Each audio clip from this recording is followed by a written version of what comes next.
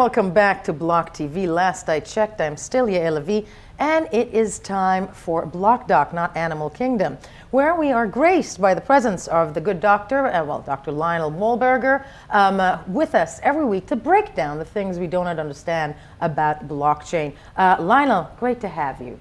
Good to be here, yeah. Lovely to be here. Now, there is a reason I have a light, fluffy dog on what is with the white, fluffy dog? What is with the white, fluffy dog? I just want to say it's got swag. Okay. It has rhinestones. It's I got wish I had some rhinestones. This is rhinestones actually the like Kardashians' dog.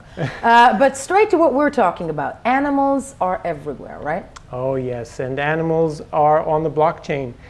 Some blockchains use them as a symbol, like Dogecoin. But Cryptokitties was where animals really got our attention. Exactly. It just blew our minds when suddenly we woke up and there was a white paper, purr as in a purry cat. Ka-ching. And it had cattributes, not attributes. Right. And everybody jumped in. There were millions of dollars that were spent on these things. And they showed us that there's a real market for a new kind of asset, a non-fungible token. Let's talk about non-fungibles. Remind people what non-fungible means. Well, remind people, who goes out in the morning and says, I want something non-fungible? I wake up that way every day, yeah. Okay. Economists use that term to mean this unique property of things that we take for granted. Like when you get a dollar bill, you could have any dollar bill, they all function the same. Right. So they're completely interchangeable. So that is fungible. And so non-fungible is something unique, like our white dog here, or you or me. And by the way, this is Libby, and Libby is non-fungible. Libby is totally non-fungible. Non-fungible, okay. And when you're dealing with things that are non-fungible, you're dealing with ownership. And it can be something large and very expensive, like a house or a yacht or a $1 trillion business. Right. So in blockchain, we talk about Bitcoin and coins that are fungible, that we can trade. And suddenly Cryptokitties showed up. So Cryptokitties are a ERC 721 standard, which is a way that you can make a smart contract on Ethereum and make something utterly unique. And around this, it is non-fungible. So they made these cute little cartoon kitties, and our audience is seeing them. Great. Yes. So you can buy a dame or a sire. They're both actually identical, but I think you'll like this, Yael. Whoever has the dame owns the newly born kitty. So, as they should. So these crypto creatures have a kind of sex, and they can create new non-fungible kitties. Okay. But what's important, I think, for our viewers and for us to get our head around is what is really the difference. So when you own something, I like to think about it as when you work for a company. Let's say you work simply you work for a company and doing something for them. They pay you a salary. Right. They're paying you something fungible. These shekels or dollars or euros come into your account, and you can just trade them. But recently there are new models where you actually own stock in the company. And as you probably know, when you own stock, then suddenly you have to know your customer, you have to hold the stock in a certain way, you have capital gains. So what is all of that regime around ownership is a very different way of thinking from the regime around fungible things. So this is now being onboarded by our entire blockchain ecosystem. Right. There's a lot of work around, and you see it in security tokens, you see it in non-fungible tokens, and the blockchain is taking on rapidly, but this will take a while, the ability to own these assets. But graduating from so-called Cryptokitties, that said, fungible or non-fungible, when it comes to animals, we still love them as pets, don't we? Oh, yes. And blockchain has answers for that as well. Yes. Because pets need to be loved. And they need to be taken care of and taken to the vet. So blockchain does here what it does so well, which is sharing information across bodies.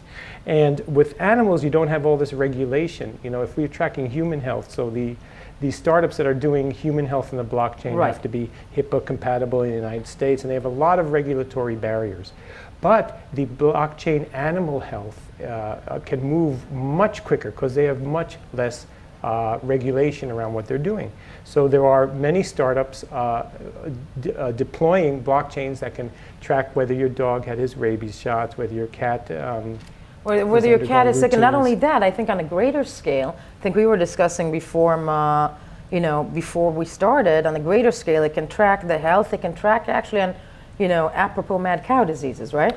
Yeah, so why don't I share my screen here and just show you a few of these, because they're Please. all quite cutting edge and new, and frankly I haven't researched them all, so we can look at them together. Yes. So this is the beef chain, and as you know, Wyoming is very innovative when it comes to blockchain. Very much so. So just this week, this startup, this effort did on the blockchain, they tracked beef from this particular farm, the Murraymere Farms, sent beef to a 5-star restaurant in Taiwan, and it was tracked on a blockchain. Right. Now here's another one.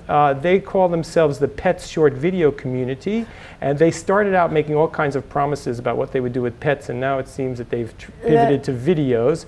But Healthy Tail is staying focused on veterinarian needs of pets. Ooh, that's and this fascinating. project is about healthy pets and pet data and tracking pets. And as we've said, the blockchain is really good at this, and in fact, I would say it's a place where even people interested in human health and human tracking could start by cutting their teeth on the pet blockchain. On pet blockchain, and you know that's a fascinating notion. I'm wondering, because at the end of the day, if we're tracking the health, you know, and of animals, we'll be able to track the health of people ultimately. Yes, and so here, if you could see a close-up, here's a chicken wearing a tracker on their foot. So here, this kind of information is assuring. This is a site that documents China innovation, 6 tones, and they're showing that they're assuring that these are really free-range chickens. So it's not just a label on a package. I was about to say, it's not just on the box. This is Right. this is And so- chicken and free range. Yes,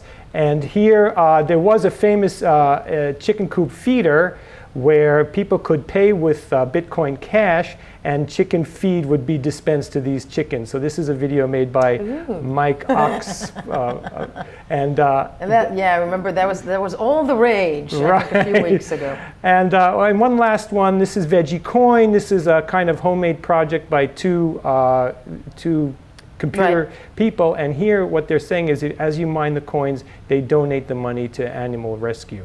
So we're seeing a lot of activity on blockchain surrounding animals, and I think what's important is that, as you pointed out, since there's less regulation, we can really do things to help animals and to understand how blockchain can help us in the life of tracking animal. supply chains, whatnot. Talking a bit about animal mining cryptocurrency. Oh, yes. So Libby has a rhinestone collar. Yes, so we can imagine as we we could put said. that tracker that we saw on the chicken's foot, we could put a tracker on his collar. And, you know, I'm CTO of the startup Platin, and we're in the proof of location space. So they were very interested in people or animals moving around and sensing their environment and loading that to a blockchain. So one other company in the proof of location space, XYO, has publicized that they offer collars for dogs and cats, and then as they walk around, they offer information that can be used in proof of location.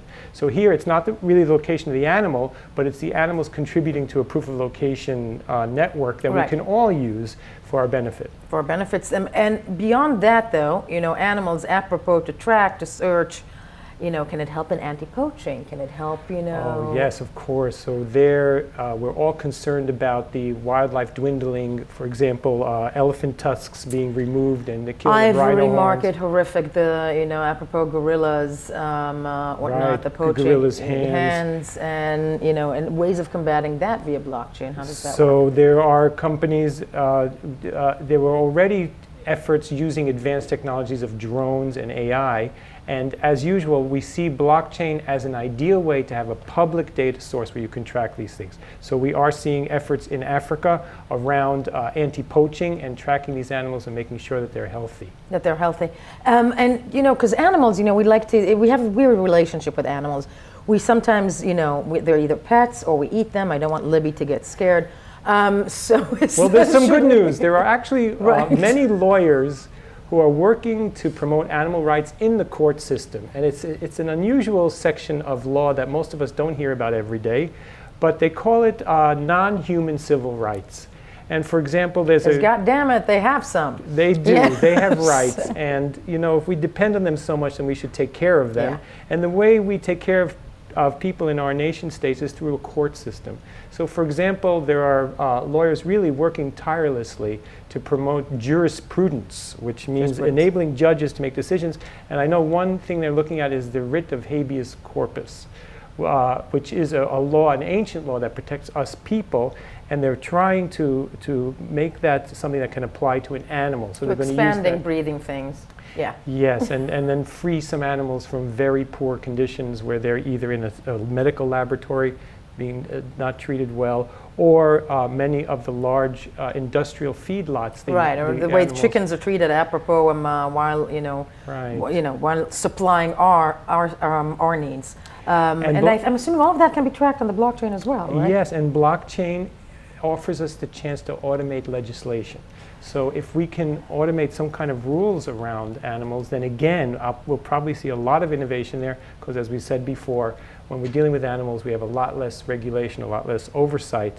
Right. And frankly, we've gotten to where we are because of animals, right? No, entirely. I mean, we wouldn't sit here. At the end of the day, one can argue that, that's also what we are in some ways. Yes, and I'm saying this in a very positive way. We have the same life cycle, one can argue. But Libby has a question. Yeah, yes, Libby. Did we cover all the animals, Libby, or did we leave any out? No, I don't think we left anything else. But bugs, because what about bugs? Bugs are animals too. Oh, yeah. Well, bugs are the first animal we dealt with on the blockchain. Of course, there was the $170 million Dow bug that caused the Dow to collapse. Right. So there's a huge industry about bugs. Yael, I think that we should go into how we audit smart contracts and how we prevent bugs on the immutable blockchain next time, perhaps. I think we're going to do that next week. And, we're talking obviously about, specific bugs. Maybe there'll be a live one in the studio as well. Lionel Wolberger, such a pleasure always to have you with us in studio. And thank you, Libby. Exactly. Libby will take us off. This was it for Block TV. For now, of course, do not forget to check us out. She's going to drink the coffee. Do not forget to check us out on every social network you have. I'm going to protect Libby here. Facebook, Twitter, Telegram, and of course, we will be right back without Libby.